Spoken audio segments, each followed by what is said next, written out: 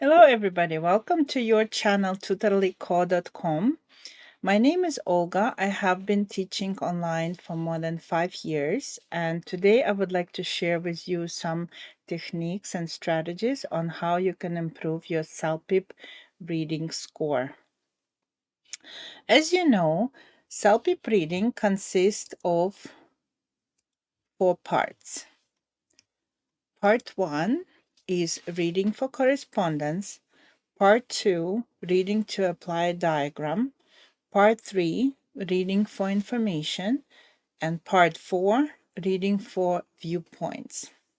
Today we will talk about reading for correspondence, Part 1. From my experience and experience of my students, the most challenging part in the test is timing. For the Part 1, you have only 10 minutes and you will have to answer 11 questions. So how will you do that? In this video, I will share with you some technique and strategies that will help you successfully complete the test within the time frame. So I would like to share with you a couple of techniques that's very important, and actually I shared it with my students and they were able to improve their reading score very quickly. So one of the technique is skimming. What is skimming? Skimming, the action of reading text quickly, so to note only important points. And another technique is scanning. Scanning is a technique used to quickly look for specific information or details within a text. So let's do some math. If you have 10 minutes to read the text and answer the questions, you will need to allocate only 1 minute for the text. And right now we will practice technique skimming for the text so you understand how it works in real example. For example, this is first question. First question of reading correspondence. First text is email. It's addressed to some organization or it's complaint email. So I highlighted for you the main points. So when we start skimming text, we read the first sentence completely, and then we look at the rest of the paragraph and we notice the key words. So I highlighted for you the first sentence. This is where we read full sentence and try to understand what this paragraph is about. Let's read together. I recently joined your fitness program and attended my first yoga class last week. So, from this sentence, we understand that the correspondence will be about some yoga fitness classes. And I highlighted for you the key words because the rest of the paragraph we will not read word by word, we will just notice the keywords like joined, noticed, scheduled, confirmed, different, posted. So from these words, we will have to make a picture in our mind what this paragraph is talking about. Let's read first sentence of the second paragraph. I usually attend classes in the evenings, but last Thursday the yoga class started at 5:30 p.m. instead of 6 p.m. as it said online. So from this sentence, we understand that there was some mixed up with the timing. And then we would just look at the keywords again. Arrived, confirm, correct, classes. Third paragraph, again, we will read first sentence. Also, I heard from another member that there might be a new weekend yoga sessions starting soon. And then we will notice the keywords join, late, available. So from this paragraph, from this first sentence, we understand that we're going to talk about the weekend classes and some new schedule for classes. And the last paragraph is very important because usually in correspondence, in email, they would tell exactly what student is asking to do. And also in this type of text, it's important to notice who wrote the email, to whom it's addressed, subject of the email, and also signature, who wrote the email, because number of questions would ask you this information. Let's look at a couple of questions. Question number 1. What is the main reason Emily wrote this email? I will give you a couple of seconds to find the answer, and after we will go through the answers. So I will read for you possible responses: to complain about yoga instructors, to ask about class times and updates, to cancel her membership, to request a refund for a missed class. So which answer do you think is correct?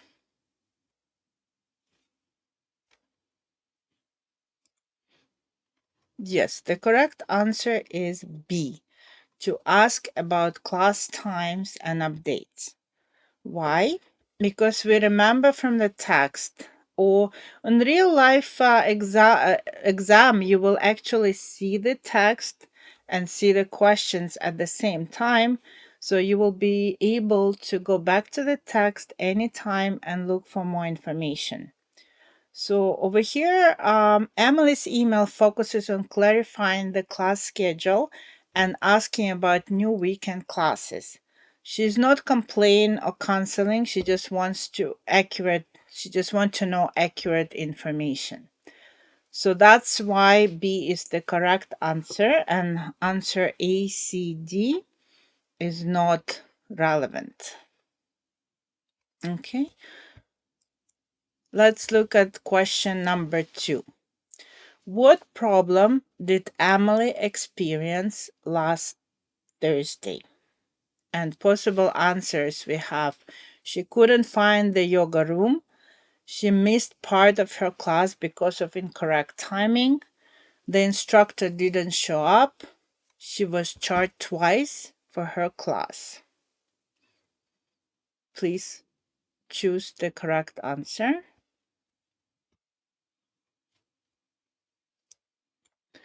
The correct answer is B. She missed part of the class because of incorrect timing. Why? And then we can read this from the text. The yoga class started at 5:30 p.m. instead of 6 p.m. I arrived late because of the time difference. So basically, there was mixed up in the schedule. So the correct answer is B. And A, C, and D, she didn't mention getting lost. The instructor was present. There is no mention of billing payment or issues. Okay, let's look at question number 3. What does Emily want to know about the weekend classes? And possible answers: whether they are free for members, who teaches them, if they exist and how to join them, whether they are only online. I'll give you a couple of seconds to pick the answer. Yes, the correct answer is C. If they exist and how to join, if they exist and how to join them. So, and this is, we can see from the text. I heard there might be a new weekend yoga session. Could you tell me whether weekend classes are available and how to register? Okay. And ABD is irrelevant information. Okay. Let's try question number 4. What suggestion does Emily make to the community center? And possible answers: to hire more yoga instructors, to create a mobile app for class registration, to update the website schedule, to cancel the bulletin board schedule. So which answer is correct?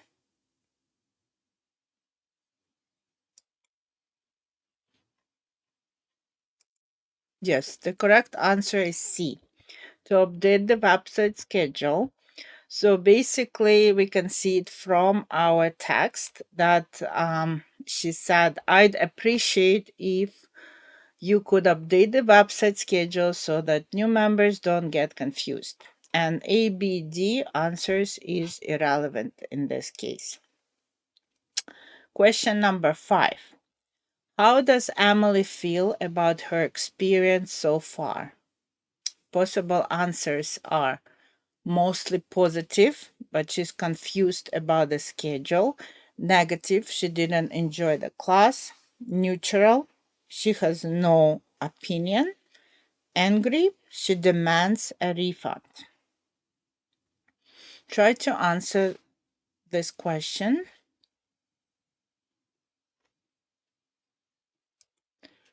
Yes, the correct answer is A. Mostly positive, but she's confused about the schedule. And again, we could find in the text this confirmation of this, because in the beginning she said, I really enjoyed her first class. So, and but also describes problem with the schedule. So correct answer is A. And B, she didn't enjoy the class, so not negative. She clearly expresses feelings, no, enjoyment and confusion, and she's polite and patient, not angry, right? The most suitable answer is A. Number 6. This is very interesting question, and you always have to pay attention to this word not, because it's confused students a lot during the test, because the question is which of the following is not mentioned in Emily's email. You might pick the correct fact from the text, but the question is not. So we have to choose something that's not listed in the text.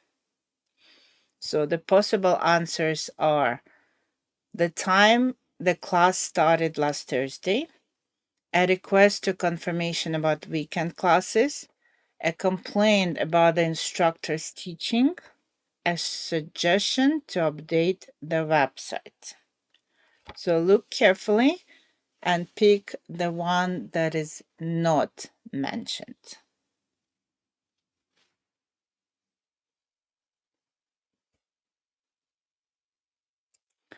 The correct answer is C, a complaint about the instructor's teaching.